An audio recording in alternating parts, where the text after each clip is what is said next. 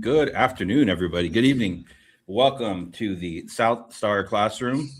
I'm one of your co-hosts, David Castillo, and we've got Omar Yanar in the building. Our other two co-hosts are out doing things in the real world, but we are here for episode 232, if you can believe that. We've already got an active chat. Hello, Mr. Conrad. How are you? He's got some good ideas there. We're going to have him on the show at some point. You know that. We'll have your people call my people, Mr. Conrad, and Toya also. We're going to have Toya back on the show, or right? Just kind of send us a message. Yeah, do we have people? You've got people. Yeah, we have a team. Yeah. I don't have people. Let's check in first, Omar. How are you doing? Better this week.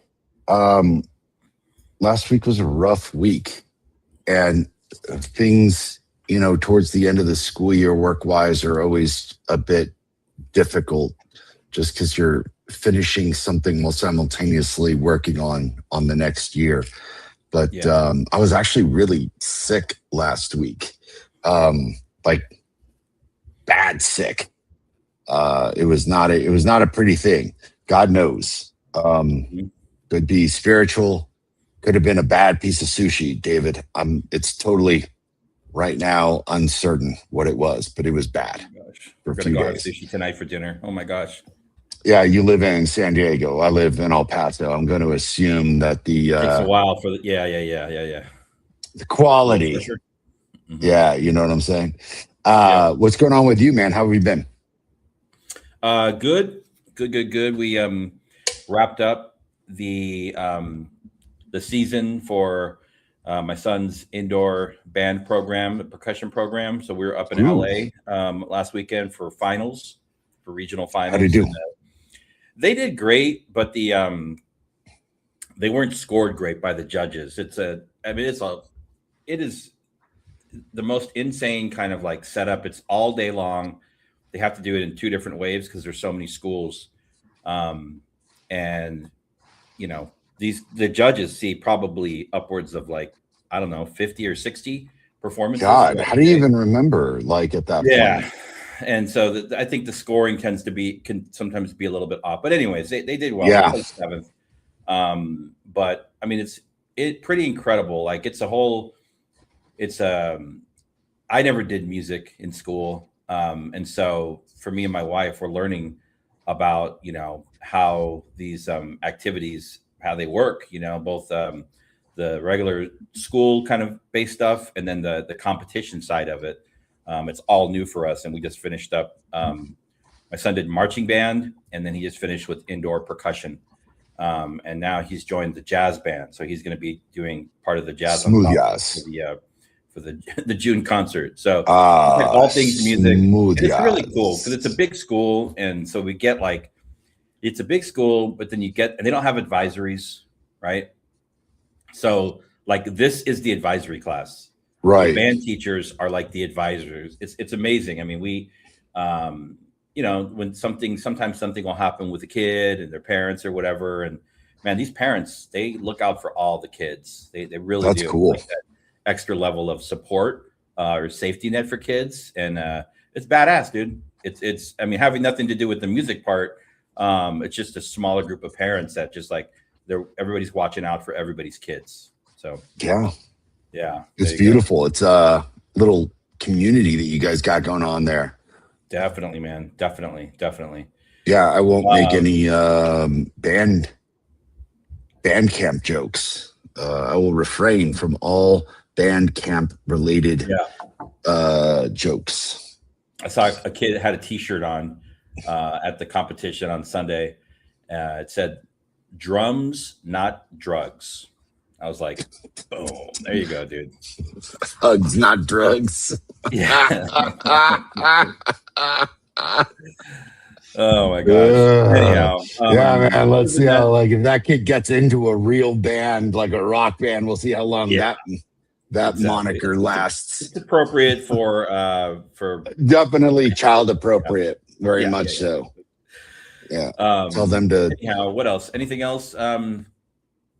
No, just kind of, I mean, transitioning with some of my clients too. I mean, they're wrapping up the school year. I only have one school-based client now, so my other clients are just kind of on the regular annual calendar. Mm, Kind of nice because it's not like this big wave of like, people closing out the year and then, planning for next year. But so that feels good. And yeah, I mean, I've been pretty busy lately, so that's good. It's a blessing. That's a blessing. Usually it's what is it? The devil's idle hands.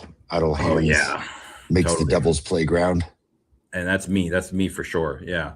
Mm, Okay. Well, let's dip let's in. get into it. Yeah. So I think we talked about the Alpha School on a previous episode. We didn't go too I deep think we into brought it. it up. Yeah. We brought it up. Yeah. So it's in, it's definitely like in the news. They're about to open a brand new site in Austin. And so I just wanted to bring it back and talk about what it is, what it isn't, and then have a broader discussion about I think kind of what you're doing at EPLA, and that's like doing some school redesign, right? Getting kids ready Hmm. for the real world. So let's do that. All right. So I wrote up a little thing. Let's see what we can pull out of this. So at a high level, the Alpha School is trying to fundamentally redesign school around one core idea. Academics can be delivered faster and more efficiently through AI-driven adaptive platforms. It's interesting because like we're in this age right now, in this moment where you see big school districts are like, no Chromebooks for elementary kids or middle school kids. There's like this reverse technology push Yeah. happening now, but I mean, who knows? Um, okay, so students come to school. They spend 2 hours each day on core subjects, and that's kind of like their AI independent work time. I kind of liken it to the Montessori work period. So in Hmm. The Montessori model, there's like a long, it's like the 3.5 hour kind of highly structured, yet if you look at it, unstructured work period where Okay. students are moving around the classroom and choosing selected works to do and documenting it on a work plan. It's quite fascinating, but this is like AI driven. Um, let's see. Software adjusts in real time. Adults act as guides. So not what do we say, the sage on the stage, but the Right. The guide guy on on the the side. side. Yeah, exactly. Simo. Yep. Okay.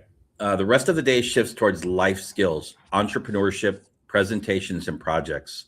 Framing school less as content delivery and more as skill building. All right. I pulled some information from a couple. I mean, if you Google Alpha School, there's like in the last 2 weeks they've had a big media push because there's lots of stuff out there. But here's a couple of snapshots. New York City, Alpha has entered one of the most competitive private school markets in the country, yet interest has been intense. One report described parent information sessions as essentially overflowing, signaling strong demand among affluent families for alternatives to traditional schooling. 65K a year, 65K, right? Chicago 65K area. a year. Dude, that's like, yeah, for the New York school. I mean, we could have a whole show where we unpack their financial documents to figure out how they're going to spend. How do you spend this money if kids are working on computers for 2 hours? I don't. Anyway, that's another show. But brick I think and an mortar, interesting man. one. Brick and mortar is expensive. It is. And so Chicago also, they're expanding into Chicago. New campuses in major metro areas across Chicagoland. Tuition in that range, I think it differs upon region. So 50K in Chicago. Nationally, they've got yeah, I know. Nationally, they've got 13 plus campuses confirmed, or that I could find information on. No longer a pilot. It has now entered the network strategy stage. Okay. The model is built on what AI now makes possible. So real-time data on student performance. These are things that, can and should be happening in all schools. continuous adaptation of content, okay? Ability to individualize learning at scale, all right? In their framing, AI enables faster mastery, less wasted time, and more personalized pathways, okay? Much of the performance data cited still comes from internal analysis, not independent research, because it's still kind of a new concept. Let's see, what else here? Structural reality. It's a private school, very expensive. So far, focusing on affluent, high demand markets. There was another thing that I saw, and I don't know if this is across the network, and then we can jump into discussion. So the tuition is, let's say, $65,000, okay, or $60,000 at their new Austin campus. If by the time you graduate, so 4 years, I think it's a high school program, if you haven't made upwards of $1 million, so they have students actually start doing businesses, right? Mm-hmm. If you haven't made $1 million, you get your tuition back. What? Yeah. Yes. Yeah. You want me to read that again? Okay. Tuition is, and oh my gosh, in Austin, the tuition is $150K a year. Okay, this is like hot off the press, man. The promise, and this is by one of the founders, right? Ooh. The promise: every student hits $1 million in gross profit by graduation, or the family gets their tuition refunded. The first class will be around 20 freshmen at the new Austin campus. So there you go. Revolutionary. What are your initial thoughts on this? God dang. I mean, I want to make $1 million using AI the next 4 years. I worry, and yet am highly optimistic. So you've got this like juxtaposition, right? Like we're in this really interesting paradigm where we're seeing all this research, and it's like technology has just not done what needs to be done. And I can see that, right? You're on a Chromebook and you're like jacking around on websites that have nothing to do with what you're supposed to be doing. Yep. Giving, I'd say, teachers a little bit more leeway to be like, the computer can do more heavy lifting. Not good. But then is the kid doing the heavy lifting? So I imagine, like, what is the kind of not only cognitive dissonance, how big is the mental lift for the kid? Much like weightlifting, right? Like that's kind of the point. Like if they're struggling and they're building these neural pathways, this is a good thing. And that may just happen from having to sink into a problem and really like dealing with the difficulty of it and thinking through it and then solving it. That I think is a necessary component to education and a necessary component to growing neural pathways, and a necessary component that I think technology has done a disservice to, right? On the other hand, dude, like ask Bill what his thoughts are on like the droning teacher that's lecturing for, 45 minutes on their like sage on the stage horse crap. Watch my language for our more less colorful, in-tuned audience members. That's the boy. I got a mouth on me like a dirty pirate, dude. So Bill would go on and be like, so what learning is happening when some teacher's droning on for like 8 hours? So what's better, the technology or some boring ass teacher? Yep.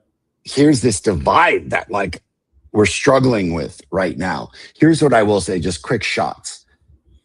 8 hours of just instruction as we've seen it is terrible. This is dumb.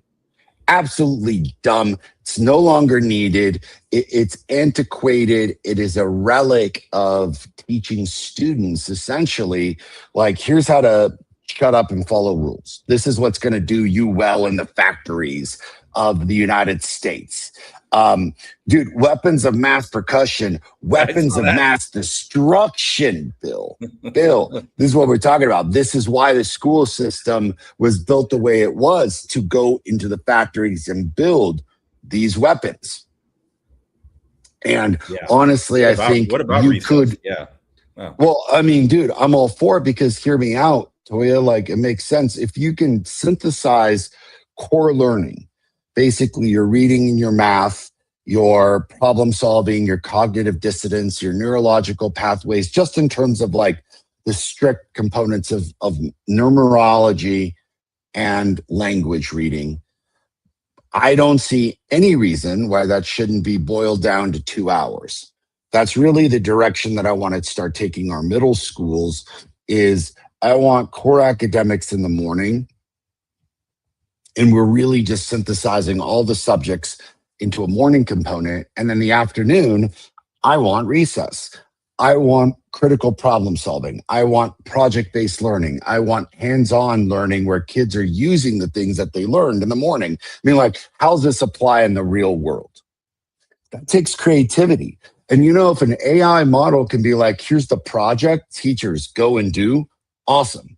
If an AI is able to keep a kid engaged in the same way that a video game can keep engaged, because here's where I think I've got a bit of a difference, David. Parents come up to you and me and, all of us are like, my kid doesn't have an attention span problem.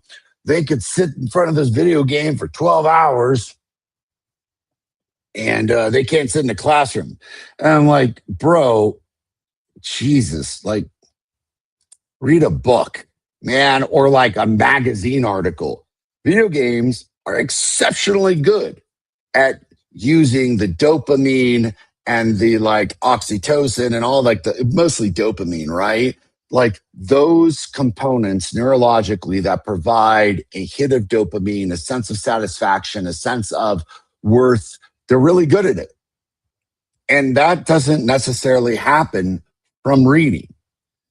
There has to be a training of what that level of support is. And I would arguably say, like, human pleasure, if you will, from reading, that's radically different than a video game. So if this AI can engage kids in a way that can help with that while doing all the neurological stuff, I'd say I'm interested, David. I'm saying I'm super interested. Okay. I do. My one quick take is like $1 million. Man, listen, like, are you just like stealing money, or is this like a Ponzi scheme? Is it just like, I'm out here making AI ads, so I'm making some money and people buying shit and we're taking? I mean, didn't like, say how. They just said that is a little confusing to me. I'm wondering, all right, how are they using the AI to get kids to make all that money? I don't know if that's. I don't know. I think the AI is just like the way that the curriculum is framed. And then, well, let me talk about the school day. Yeah. Okay. This is fascinating. So, God, Bill, Jesus. Sorry, yeah. all of its Well, comments. yeah. I mean, I don't know, man. I don't know. They make money, Okay. I guess, ads. So we've got what's called I think it's kind of like what is the network? Like KIPP is a national network, but it's kind of like decentralized, right? So KIPP in LA might be very different than KIPP in San Antonio, than KIPP in Louisiana and Philly. Yeah, very much so, right? So it sounds like this is kind of a loose model, because in some of the readings I saw like a 2-hour block, some I saw 3, but there's a morning core academics block, right? Common subjects, science, language, math, reading. They're working on some kind of platform that does like real-time assessment, adjusts. It's adaptive. That's cool. So it adjusts, to the student, where the student is. And and they have to demonstrate mastery, and then it moves them forward. I don't even know if it's the Khan Academy or what. I mean, we can find out, but there's a lot of that stuff out there now. So that's what happens in the morning. The interesting thing is there's not a social element here. It's like just kids working on a computer. That's not, I'm like, do they have to be at school for that part of the day? Can't they just do that at home? That's an interesting proposition. Mm-hmm. Yeah. Minimal direct instruction. Okay. Adults are there to monitor progress dashboards like stockbrokers. Right. Yeah. Buy now, sell. Provide encouragement and accountability. Yeah. Omar, I love the way that you want a cookie, Omar? Yeah, dude, that's exactly what these video games are. Like, that's exactly what it is. It's like, here's your cookie. Like, you struggled. Now here's your reward platform. They step in when students get stuck, but they don't teach in a traditional sense. So, okay, so it's like a work period. It's a quiet work period. Cookies are good. More like a structured learning lab than a classroom. And, students are working at different levels. Which has been kind of the goal, right? It's like, God, kids are at such varied levels. How do we not teach to the middle? How do you not teach to the bottom? How do you differentiate instruction for everybody? And I got to tell you, like, as a classroom teacher, boy, that was brain busting work, is to do differentiated instruction. It's very challenging. Yeah. I mean, the best workaround that we ever found for a classroom thinking about math in particular for ninth graders that were all over the map, anywhere from like a third grade level to a 11th grade level. Right. Exactly. Was Khan Academy. So, and that was like almost 15 years ago or more. But okay, so then they transition midday to what's called community time. Now we're going to be in community, eat lunch, break, light community building. They have advisory style check-ins, some goal setting, reflection work. Then they switch over to the afternoon of life skills and applied learning for the next 3 to 4 hours. This is where it really starts to take off from traditional schools. Students rotate through blocks like entrepreneurship, business projects, communication, public speaking, PBL, project-based learning, physical sports and activities, physical activities. So there you go, Toya. And then life skills, time management, collaboration, leadership. That's kind of what it looks like. And then their parents come to pick them up in their Maseratis at 4 p.m. Okay. So any thoughts on the school day or anything else before we dive in? I've actually got a couple of questions framed up for us here. Yeah, I mean, the only thing I would say is that, dude, I like that setup for a school day. That's what I'm trying to do in the next few years. Anyways, yeah, that's why I thought this would be interesting, because you're kind of doing some of this work now. So I am straddling, if you will. Yeah, between the old and the new, and the old. It's much easier to do it from scratch than it is to retool a system, as you know. Indeed, it is very much so. Well said. Yeah. Okay, so let's see. If Alpha requires such high levels of independence and self-regulation, which is a whole other thing we could talk about, how does that translate to students that have greater needs, students that maybe below grade level, English learners, students with disabilities? What are your thoughts on that? I've got thoughts. Here's what I found. Three quick things. One, autonomy is usually predicated on both emotional intelligence and then a certain level of literacy, right? It's very difficult to be autonomous unless you've really gotten both a social component of being able to do things on your own, right? And then, if you want to call it intelligence or education or whatever, a neurological ability to be able to read and decipher things on your own. So background knowledge. yeah. And the quick subsections of that is like, dude, I tried this. So I tried a very kind of project-based autonomous learning model when we first started EPLA. And what we found very quickly was that students didn't have the language ability, the literacy ability, and the emotional ability to handle that yet. So you had to really build those components, which leads me into like, yeah, okay, maybe this is structured for affluent kids because you know, anyone on this podcast, and if this is news to you, I'm glad that I'm sharing this news with you. But dude, David and I, and certainly Bill and probably Toya know beyond a shadow of a doubt, sadly, that you can predict a student's success predicated completely on their zip code. Meaning how affluent a family is, you can essentially assess very quickly whether that kid's going to prison or to college. Because affluent families have the ability to send their kids to private schools. The affluent families probably have very well-educated parents. So therefore, like that education seeps through into the kid just from hanging out and listening to the language and the conversations of the parent, the experiences. Like my niece has been to Paris twice. She's 15 years old, David. I was 30, I think, when I got to Paris the first time.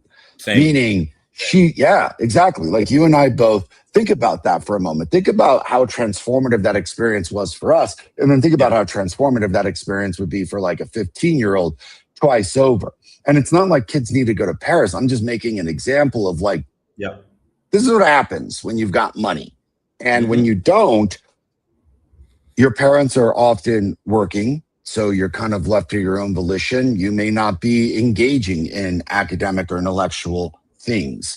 You're radically behind in your reading level and your math levels. So what I'm getting at, David, is I really kind of want to ask about this AI because I wonder if these founders predicated this AI to be completely adaptive for anybody in any circumstance, or if it's attuned to the affluent.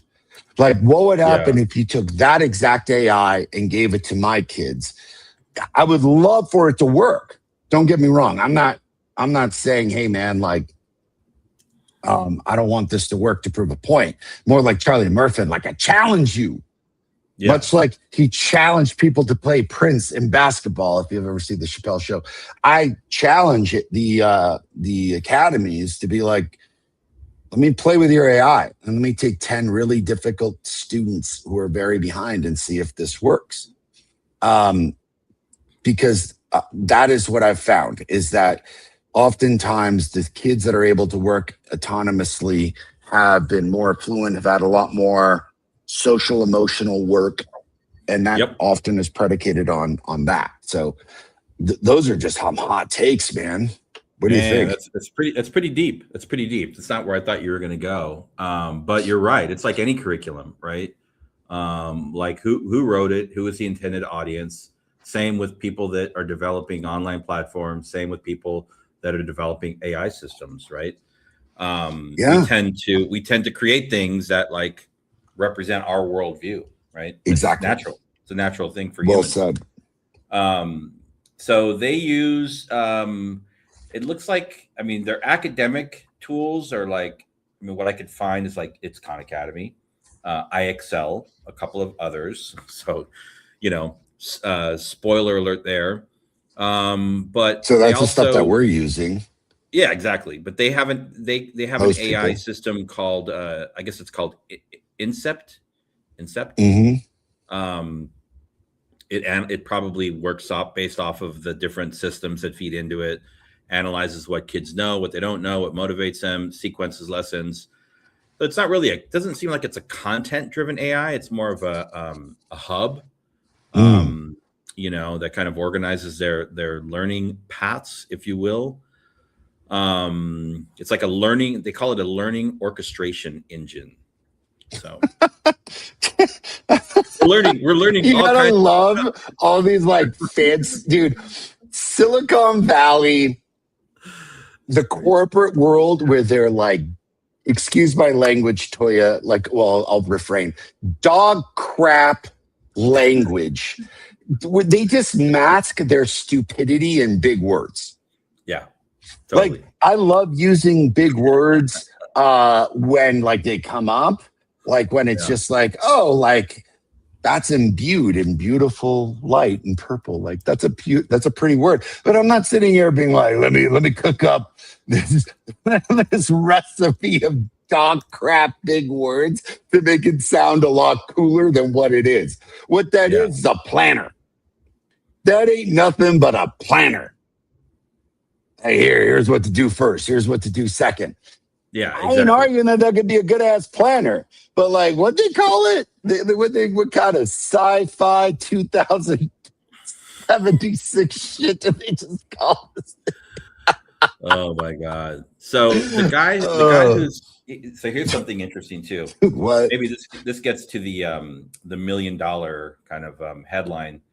So the guy who's founding Alpha School ATX, his name is Nat Eliason. His tagline on X is creating teen millionaires at the Founders School, which is the Alpha School there. He is this guy, Nat Eliason, built an AI agent known as Felix. He gave the AI agent a Stripe account, an email, and an X handle, then told it to launch a business overnight. Felix has done 60K plus in sales ever since. Nat has not touched the code one time after that, which is kind of crazy. You catch all that? I mean, it's just like future I did world, catch all like, that, yeah. stuff, dude. That's pretty crazy. So maybe you're right. Maybe they are going to use AI to make $1 million. All right. We've got a couple more questions, but I wanted to touch on something else too that kind of bothered me a little bit. Because people use this they like to throw around the capital M word, Montessori. And so one of these guys says that the Alpha schools are really addressing Maria Montessori's like third plane, right? Which is like based on the stages of development, like the Italian guys like Piaget, yada, yada, yada. First plane, infant, and then like child, and then adolescent, and then adult, I think. I know the third plane is adolescent, but it's not real. I mean, there's some similarities. Both Montessori and this Alpha de-emphasize the role of the teacher, right? So that's true. A shared belief around students learn better when they have agency and ownership. Okay, that's a true statement. Flexible pacing, not quite tied to like ages or grades. So students can kind of like fluctuate in terms of work and assessments that they're doing, right? You're not just like doing the third grade curriculum.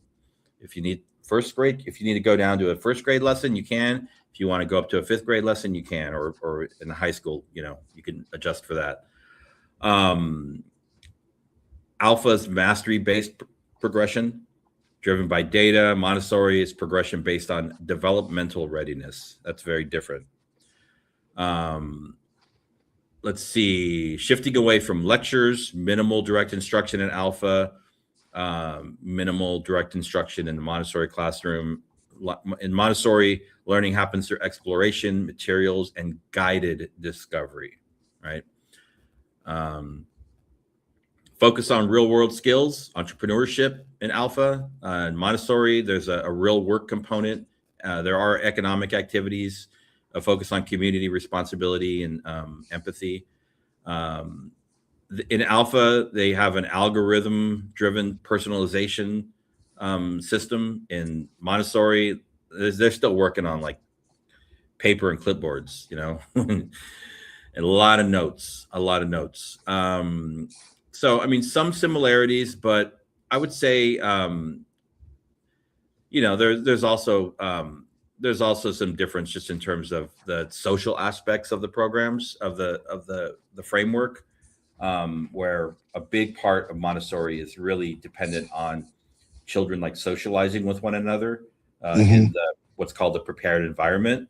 And it seems like, at least for this work period for Alpha, there's not a whole lot of like human social interaction, which is really goes against what Maria Montessori stood for. But you could say if she were alive today, I don't know.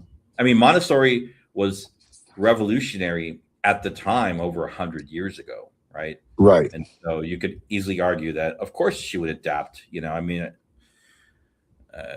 Of course she would. But there are Montessori purists out there. But I just thought it was interesting that one of the guys, they'd like to throw that word around, and so I just wanted to go on record stating my my feelings on that. All right, so we have another question here. We're making good time. What do we more edubabble? Yeah, it's all edubabble. Most of it's babble. Yeah. Okay. So tuition. I mean, we just heard this Austin school is going to be off the charts, anywhere from 50 to 150K. What would it take for public systems to adopt or adapt this model? Do you think this is something that like could be, talking about investor philanthropy babble scaled up equitably for all children?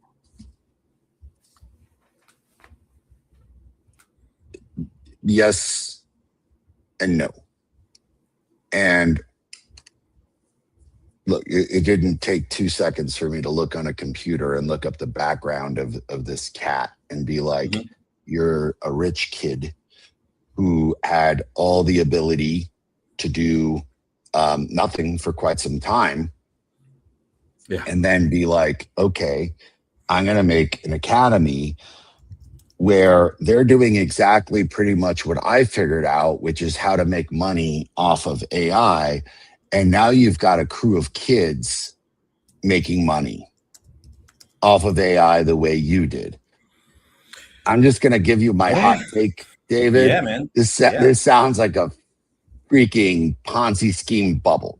And not that the academy itself is the Ponzi scheme, meaning like this cat Nat's got a solid background in crypto.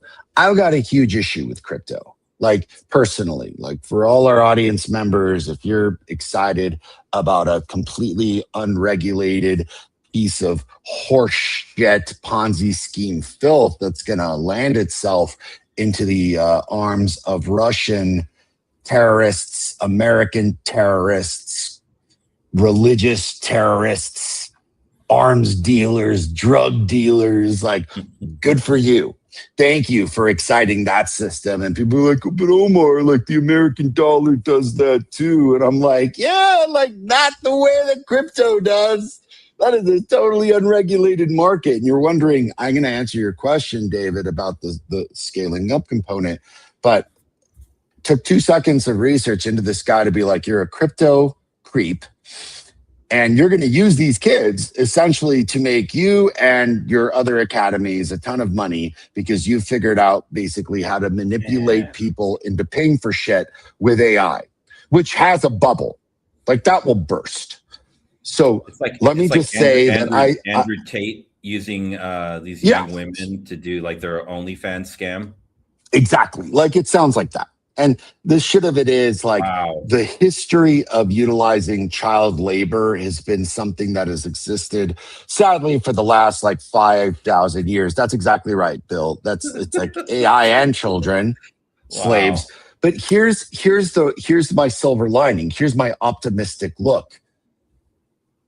Can't we use this model to build the neurological skill sets of kids in a way that won't waste their time with teacher influence and community influence to really dig in deep so that we're not wasting kids' times with 8 hours of just curricular filth, because that's the other end of this. and be like, damn, dude, like, what if we actually did build an AI model that worked exceptionally well to build kids' confidence, build their skill sets, build their literacy, build their math, and then do that work so that the rest of the school day is really a lot of the social component. Because where Montessori gets something very right is that as Homo sapiens, and if anyone's read the book Sapiens, you should. I read it after you Phenomenal recommended book. it. Yeah. Yeah, crazy good book, right? And then Homo Yep. Deuce was also the same author, pretty fantastic. I loved it. It was a sequel to Sapiens. It's just like, dude, like we're built for this. Like we're built for this social component. Like I get sad when I don't see friends. I get sad when I'm not around people, when I'm not in the sun. And I think it was like, I don't know, man. Like I read something recently by like Charlie Chaplin, and it's like, yeah, man, like your remedy for sadness and depression, get some exercise, eat a good diet, get some sun, be with friends. Homo sapiens are built for this stuff. Now, here's my worry. If we go cyborg, David, and like, that's not got that big, like, that's not hyperbole, man. Bill, are we going to turn into the Borg or what? Because that's a legitimate concern, ladies and gentlemen. Read Homo Deuce, read Origins by Dan Brown. Is it an inevitability that humans integrate technology into their being? And we've got like a computer brain, we got a cyborg arm and shit. Like these are no longer hypotheticals, ladies and gentlemen. These could be the real things. Shit, Musk is working on that chip that's going into people's heads. Will that change the Homo sapien, David? Will that change our ability to be social? That worries me, because I honestly think that the social component of being a human is a radically important endeavor. And it's what's causing us to have this like crisis of loneliness, this increased suicide rate, because we're all kind of diving away from the socialness of it. And I'm such a huge fan of this afternoon time where kids are working together. That's exactly right, Bill. The blended approach, I think, is the best way to go. Because there's time that we need for ourselves to dive into books and to struggle with things on our own. And then there's time to work with the team and with others to solve problems. But I always say that like the team approach is always the best approach. It's an approach I use in our schools, not just for kids, but for the adults. It's like, dude, stop relying on yourself. Like, use your team and learn about your team. Like our moniker is like, we build, we team, we lead. So build yourself up with the skill sets to learn about yourself, understand yourself. What is my learning modality? Where am I at linguistically? Where am I at literacy wise? What do I learn from? What are incentives that matter for me? Those things vary. Some people love the reward system. Here's a cookie. That's only going to work so long for me. I want to know the why. Mm-hmm. Like, why are we doing this? You give me a vision, you give me an idea about what this is all working towards, and like, I'll be highly motivated. So it goes against the social component if we're saying this is going to be the end all be all of this. And if these 4 kids are all just working in like what's an AI sweatshop to make money for Nat and Alpha, bro, I think I got a problem with this. Did you think about that? Like, what are your thoughts? Crazy. That was my first thought. I was like, are you guys building a sweatshop? Wow. That's wild. Yeah. I mean, honestly, man. I didn't even think about it in that way. And now I learned something today. I'm a cynic. Unbelievable. No, but it makes sense, dude. It totally makes sense. It's just it could be. My gosh. You know, like shit, dude. Like, what? How is this any different from children of the world making clothing in a sweatshop, right? Because you can charge. How is this any different from the fact that undocumented workers have forever, well, not forever, but for the longest time, built the American economy? Whether it was the slaves in the 1800s. The undocumented workers in the 1900s, the sharecroppers in the 1900s, like shit, like this country is dependent on not paying people a fair wage for a very long time. So It shouldn't be that oddball an idea for a bunch of kids in a school to be using AI to make daddy some money. $1 million. Yeah. Yeah, dude, exactly. Of which, That's like, crazy. how much? I wonder how much of that cut beyond tuition goes to the school. Like, are they taking a 10% cut? Like, I want to know. I want to know for sure. And there's Because imagine actually, the game changer. Take 20 low-income kids and be like, dude, we're going to put you in this academy and we're going to completely rid your family of the cycle of poverty forever. Imagine that for a moment. yeah. That I want to see. You're probably gonna have to sign like maybe an NDA or of some type. And oh, for sure. Like, I don't even. That's crazy. It feels like. Okay. Okay. So. And I mean, getting back to your question, because it's actually a very relevant question. Like, you're talking about the tuition of such a place, but the expansion into the mainstream. I'm just putting my dollar down and saying, I don't think this system is built for the mainstream. I think the system's built for the rich. That's just my hot take on it. They don't offer financial. There's no financial aid. They have some financial aid system, but they're not giving scholarships to low income kids. I mean, based on what I've seen, I could be wrong. Maybe you have a couple. They got a couple of like token kids. They're like, oh yeah, there's Juanito. Yeah, exactly. He takes the bus to the Alpha school. Yeah, and like Juanito's gonna make us $1 million because Juanito's like crazy smart. We handpicked this kid. I do have the optimism though, David, that like a system like this could be really great. I just don't know if it's this system. Yeah. Okay. So let's talk about another system then. So years ago, prior to this model, and this is kind of like, I mean, this is definitely part of the, what do you call it? The design thinking, design theory of like iteration, and launching into something and failing and learning from failure and doing it again, right? That like design cycle.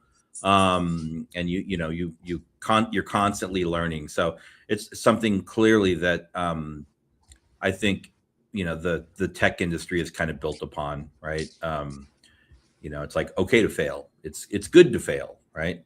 Right. And I think I agree with that. So so let's go back to the alt school. Do you remember the alt school? I do. Okay, this goes back to like 2013. Our audience may not. Yeah, the alt school was another national network founded by a former Google executive, Max Ventilla. Probably changed his name to Max Vanilla at some point. That's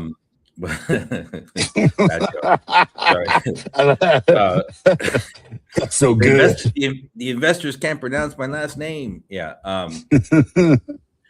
They raised about $170 million from, a bunch of investors, including Zuckerberg. Damn. That's a lot of money, dude. So they had schools in San Francisco and New York and Palo Alto. So not even like these are micro schools, marketed as personalized tech-driven learning using a proprietary software. So it was a school and a software company. Talk about like, kids' data being compromised. Right. Yeah. So the school served as a product development lab for the software platform, and also it served as student learning environments. That's nice. It's called the school. Can you say that one more time? Like I lost you. So the school served as both a product development lab for the platform, and they say a student learning environment. Which there it is. Yeah. Right. Okay. So shortly after founding in 2013, in 2017, they started closing campuses. And by 2019, they were pretty much shut down. They sold their alt school platform, the tech platform, and they rebranded to an ed tech company called Altitude Learning. Have you heard of Altitude Learning? I have, actually. I sure have. Okay, well, that's them. So it failed. So this thing popped up and it burned very quickly. Unsustainable cost structure, super small class sizes, high staffing needs, expensive tech development. They had a split business model, right? It was like a school and a software company. Definitely challenges with scaling. It works better. It worked better in small environments. You know, some of the other things that we see with scaling around quality and implementation, an over reliance on technology vision. Yeah. Yeah. Right. And that was not that long ago. So I'm just thinking like about this Alpha School. Anyhow, it failed. It's gone. I think Mark Zuckerberg had a school in Palo Alto too. And didn't he just close his school in California? Yeah. He just shut his school down. So there's a lot of money from tech going into education. Ideas are coming in. They're failing. People are learning. So Alpha is the new one, right? So the question here is, and we're almost up on time. Let's see. What lessons do you think, if you were to offer the Alpha School founders any advice, you know, what lessons should they have learned from Alt School or other initiatives? This feels like an interview. I'm okay with that. Yeah. No, I mean, this is a great question. I'm just looking incredulously because I'm like,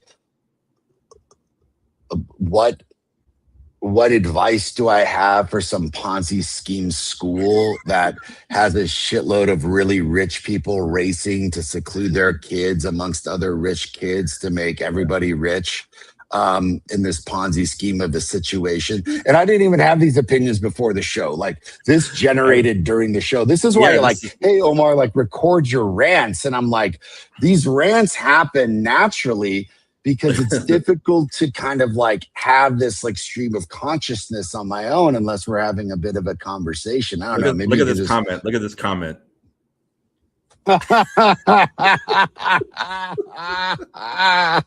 Yeah, not if you're the one buying it. If you're the one selling it, you can definitely get high off of that. Dude, I think the lesson to be learned is, look, let's see what happens with Alpha in the next few years.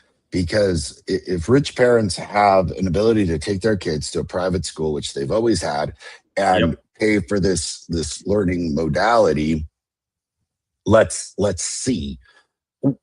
Anyone here would say, without very knowledgeable educators, which it doesn't sound like anyone in this joint is, you're going to fail, because it takes a highly skilled educator to understand what this is going to take. And AI ain't really going to do that.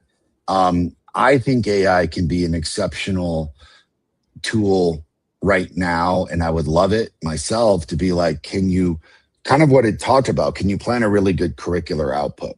Can you keep a kid really engaged? Can you understand what their literacy levels are to basically adapt the curriculum and quickly escalate them up? Can you consolidate what should be 8 hours of education, or excuse me, what is 8 hours and what should be 2 hours of education, so that we can use the rest of the day on that social component, the soft skills, the project-based learning shit. Like, I want kids personally out of the school and doing workplace stuff. Like, that's a great place to learn, is the real world.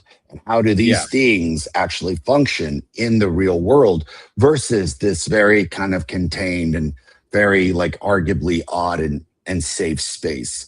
So I don't have recommendations for Alpha in terms of how they can survive. What I've got is a recommendation for the rest of us is, how do we take this core idea, which is actually pretty good, figure out who's altruistic enough to make an AI that actually would work for low-income kids. Because I will tell you what, clearly no one from Alpha is listening to this podcast right now. But if for some reason in the beautiful stratosphere of the internet world, someone shares this video and then they share this video and they share this video, Nat, Mr. Eliasson, I'm talking directly to you, sir. I bet your AI is badass. And if it's so badass, Let me pilot it with 20 kids, 20 low income Latina students in El Paso, Texas. What are the Boom. lowest income places in the country? And if this sucker works, holy shit, I will commend you, congratulate you, tip your hat, and scream from the mountaintops that this works. But I'm just going to make a bet. You're not going to do that. You won't let low-income kids use it, and it won't work on them. I would love to eat those words. I would, for sure, love to eat those words. I will eat them publicly on this medium or any other medium if this curricular system works. But for anyone out there in the stratosphere, all those brilliant people, all those brilliant coders, all those brilliant folks who have an altruistic bone in your body, if you can figure out an AI system that we could use that would help students consolidate that learning into 2 hours and help drive great literacy, great numerology, a great system that kids can use inside the classroom, outside the classroom to drive learning and allow us to have kids out of school in internships, in school for project-based learning, out of school for project-based learning. Send it our way.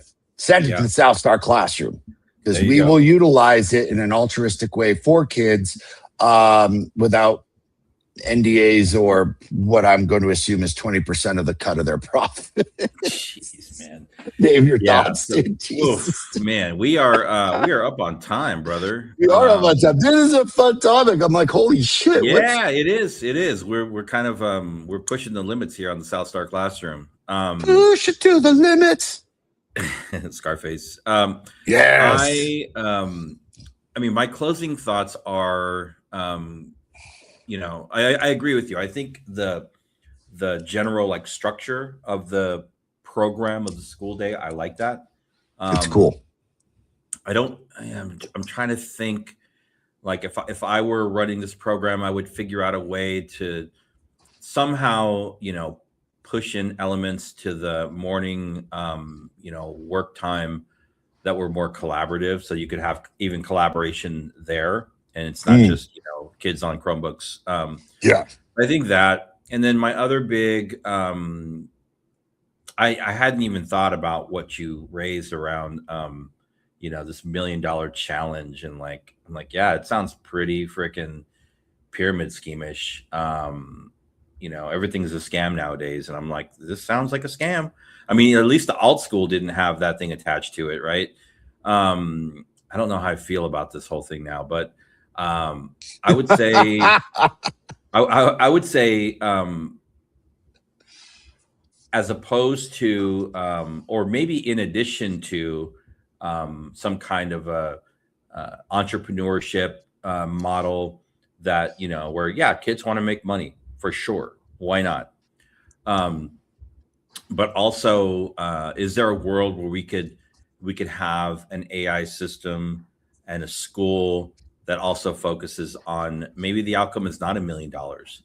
Maybe the outcome is like solving a humanitarian problem. Thanks. Maybe the outcome is like solving a community issue, right? Maybe the outcome is solving some kind of a medical or a vaccination issue, something that actually like helps people, right? Yeah. I mean, that would be very powerful. So I mean, those are my closing thoughts. I also I wonder about not the scalability, but I would love to look at their finances, right? Just to see how the money flows, like where are they spending their money? That's because I'm like, I don't know. That's a lot of money per kid. And I'd be curious to see how they spend their money. So that's those are my closing thoughts. What about you? What do you got to add? I think I summed it up in the last part. I would just close it up with saying you brought such a really cool component of like, imagine the goal not being like, let's make $1 million, but like, let's raise money for the school so every kid can go here for free. Let's actually solve a community driven problem, which God, that's like right after my heartstrings. let's figure out how to put kids into a scenario where they can literally run the school themselves. Like basic stuff, even to me, David, would have been rad. It'd been like, okay, like I don't have to spend 8 hours on this. You can teach me some like plumbing skills. I can fix my home. I can fix the school's toilets. I can do some electrical work. I can be a handy person. Like, god dang, dude, like that's pretty dope in terms of like, hey kids, like here's how to manage your school and run it like an executive. Here are the kind of hands-on things for the day-to-day stuff to manage a home. And then let's go out and solve like a big crisis here in El Paso and raise money so that this school becomes free and accessible. Those are your ideas. I'm literally regurgitating what you just said. That's why they call you the beard of knowledge, David. It's brilliant. Yeah. All right. Well, thank you to everybody also in the chat. Very interactive chat. Had some of our dude, today's show was super here. funny. Thanks. So, the high-tech lemonade stand. I love it, Bill. And Alonzo, thanks for showing up. Toya, thank you for showing up as always. And Omar, thanks for a good conversation. You, dude. Great show. We'll be Alonzo, man. I didn't see your comment. Thank you. Yeah, he's here. Yep. Thanks, everybody, for joining us. We'll be back next week with the full crew. So until then, take care. Take care of yourselves. Drink some water. Get some sleep. And get some sun. And eat some good food. Sun. Orale. Peace. Later, y'all.